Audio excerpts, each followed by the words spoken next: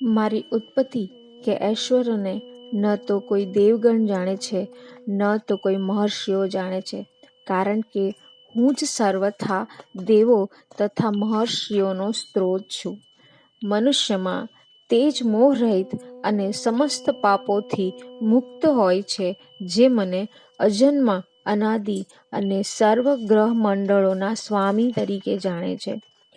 બુદ્ધિ, જ્ઞાન, સંશય તથા મોહથી મુક્તિ, ક્ષમાભાવ, સત્યતા, ઇન્દ્રિય નિગ્રહ, મનોનુગ્રહ, સુખ તથા દુઃખ, જન્મ, મૃત્યુ, ભય, અહિંસા, અભય, સમતા, તુષ્ટિ, તપ, દાન, યશ તથા અપયશ, જીવોના આ વિવિધ ગુણો મારા વડે જ ઉત્પન્ન થાય છે.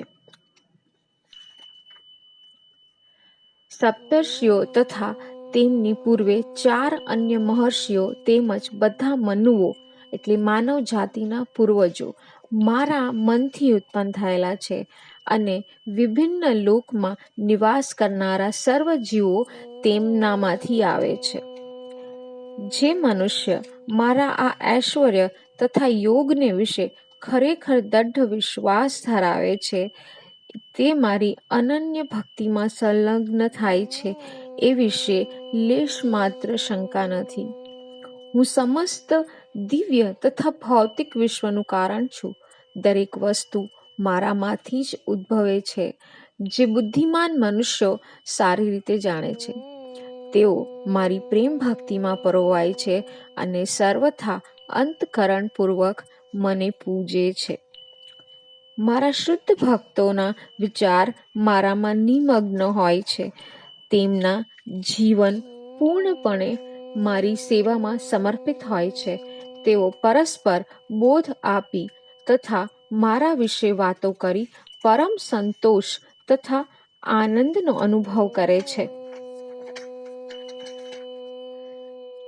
જે મનુષ્યો મારી પ્રેમપૂર્વક સેવા કરવામાં સતત સમર્પિત રહે છે, એમનો હું એવું જ્ઞાન આપું છું કે જેનાથી તેઓ મને પ્રાપ્ત કરી શકે. ભક્તો ઉપર વિશેષ કૃપા કરવા માટે તેમના હૃદયોમાં નિવાસ કરનારો હું જ્ઞાનરૂપી પ્રકાશમાન દીપક વડે અજ્ઞાનજન્ય અંધકારને દૂર કરું છું. આપ પૂર્ણ પુરુષોત્તમ પરમેશ્વર, પરમધામ, પરમ પવિત્ર, પરમ સત્ય છો. આપ સનાતન, દિવ્ય, આદિપુરુષ, અજન્મા તથા મહાનતમ છો.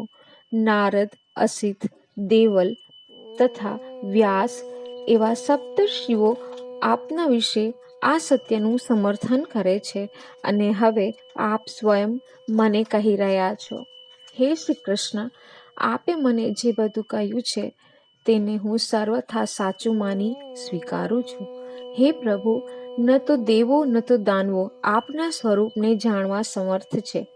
હે પુરુષોત્તમ, હે સર્વના ઉદ્ભવ સ્થાન, હે સમસ્ત જીવોના સ્વામી, હે દેવોના દેવ, હે વિશ્વના સ્વામી, એકમાત્ર આપ જ પોતાની અંતરંગ શક્તિથી પોતાને જાણો છો. જેમના વડે આપ આ સર્વ લોકમાં વ્યાપો છો, એ આપના દેવી ઐશ્વર્યો વિશે કૃપા કરીને મને વિગતવાર કહો. હે શ્રી કૃષ્ણ, હે પરમ યોગી, હું કેવી રીતે આપનું સતત ચિંતન કરું અને કેવી રીતે આપને જાણી શકું? હે પૂર્ણ પરમેશ્વર, આપનું સ્મરણ કયા કયા રૂપોમાં કરવામાં આવે છે? હે જનાર્દન, કૃપા કરી ફરીથી આપના યોગ સામર્થ્ય તથા ઐશ્વર્યનું વિસ્તરથી વર્ણન કરો. હું આપના વિશે શ્રવણ કરવામાં ક્યારેય તૃપ્ત થતો નથી, કેમ કે જેમ હું આપના વિશે વધુ સાંભળું છું, તેમ આપના શબ્દરૂપી અમૃતને વધુને વધુ આસ્વાદન કરવા ઈચ્છું છું. પૂર્ણ પુરુષોત્તમ પરમેશ્વર, હવે હું તને મારા ફક્ત મુખ્ય વૈભવયુક્ત રૂપોનું વર્ણન સંભળાવીશ, કારણ કે મારું ઐશ્વર્ય અપાર છે. હું જીવન માત્રના હૃદયમાં સ્થિત પરમાત્મા છું. હું જ સમસ્ત જીવોનો આદિ, મધ્ય તથા અંત છું.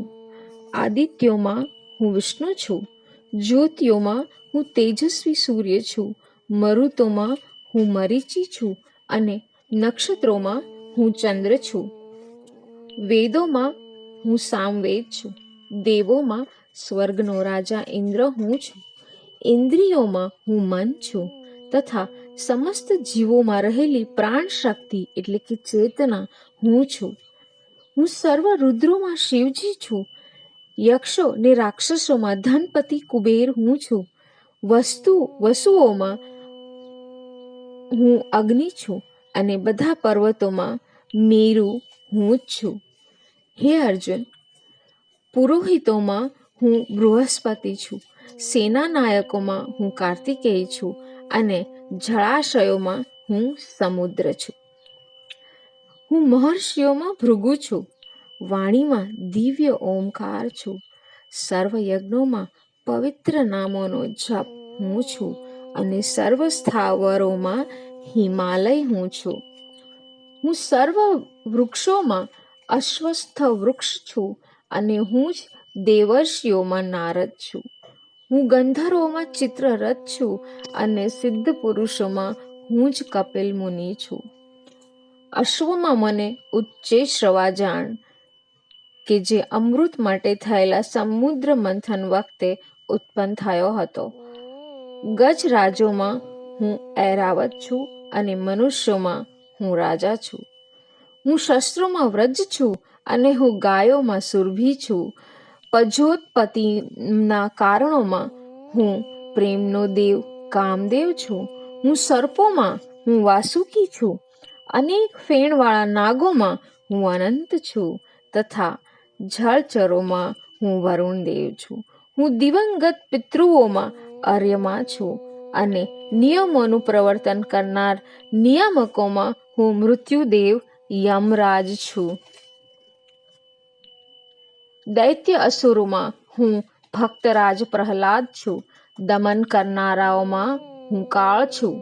પશુઓમાં હું સિંહ છું, પક્ષીઓમાં હું ગરુડ છું, પવિત્ર કરનારામાં હું વાયુ છું, શસ્ત્ર ધારણ કરનારામાં હું રામ છું, માછલીઓમાં હું મગર છું તથા વહેતી નદીઓમાં હું જ ગંગા છું. હું અનંત સર્જનોનો આદિ, મધ્ય તથા અંત છું. હું સર્વ વિદ્યાઓમાં અધ્યાત્મ વિદ્યા છું અને તર્કશાસ્ત્રીઓમાં હું જ નિર્ણાયક સત્ય છું. અક્ષરોમાં હું અકાર છું, સમસોમાં હું દ્વંદ્વ સમાસ છું, શાશ્વત કાળમાં હું છું અને સ્રષ્ટાઓમાં હું બ્રહ્મા છું. હું જ સર્વભક્ષી મૃત્યુ છું અને પછી ભાવિમાં થનારને ઉત્પન્ન કરનારો હું છું. સ્ત્રીઓમાં હું કીર્તિ, લક્ષ્મી, વાણી, સ્મૃતિ, બુદ્ધિ, ધૃતિ તથા ક્ષમા છું. સામદેવના મંત્રોમાં હું બૃહત સામ છું. સર્વ છંદોમાં હું ગાયત્રી છું. મહિનાઓમાં હું માર્ગશીર્ષ છું અને ઋતુઓમાં વસંત ઋતુ હું છું. હું છળ કપટ કરનારાઓમાં ધ્રુત છું અને તેજસ્વીઓમાં તેજ છું. હું વિજય છું, સાહસ છું હું તથા બળવાનોનું બળ પણ હું જ છું. હું વૃષવંશીયોમાં વાસુદેવ તથા પાંડવોમાં હું અર્જુન છું. હું સર્વ મુનિઓમાં વ્યાસ છું તથા હું મહાન વિચારકોમાં ઉષ્ણ એટલે શુક્રાચાર્ય છું. અરાજકતાનું દમન કરનારા સર્વ સાધકોમાં હું દંડ છું અને હું વિજયની ઈચ્છા ધરાવનારાઓમાં નૈતિકતા છું. હૃદયોમાં હું મૌન છું અને જ્ઞાનીઓમાં હું જ્ઞાન છું. હું સર્વ અસ્તિત્વનો જનક બીજ છું. સ્થાવર કે જંગમ એવો બીજો કોઈ નથી જે મારા વિના અસ્તિત્વ ધરાવી શકે. હે મારી દેવી વિભૂતિઓનો અંત નથી. મેં તને બધું જ કહ્યું તે તો મારી અનંત વિભૂતિઓનો એક સંકેત માત્ર છે. જાણી લે કે આ સમગ્ર ઐશ્વર્ય, સૌંદર્ય તથા તેજસ્વી સર્જનો મારા તેજના એક સ્ફુલિંગ માત્રથી ઉદ્ભવે છે. આ સર્વ વિગતવાર જ્ઞાનની તને શી જરૂર છે? તું તો મારા એક અંશ માત્રથી આ સર્વ બ્રહ્માંડને વ્યાપીને તેને ધારણ કરું છું.